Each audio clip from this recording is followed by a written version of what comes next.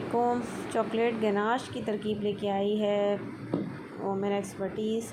इसके लिए आपको चाहिए 150 ग्राम चॉकलेट। इसको हम डबल बॉयलर में मेल्ट करेंगे।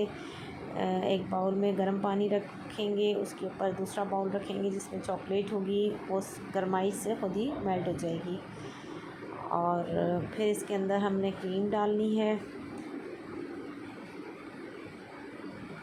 क्रीम डालेंगे और इसको अच्छी तरीके से मिक्स करेंगे।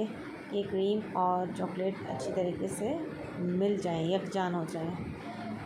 जब ये यकजान हो जाएंगी तो फिर हम इसको स्ट्रेनर से स्ट्रेन करेंगे और ये हमारा गनाश तैयार है। बस इसको स्ट्रेनर से स्ट्रेन करना है। उम्मीद है आपको मेरी रेसिपी पसंद आई होगी। मेरे चैनल को लाइक और सब्सक्राइब कीजिए और इसको शेयर भी कीजिए। अगली रेसिपी तक अल्लाह हाफ़िज़।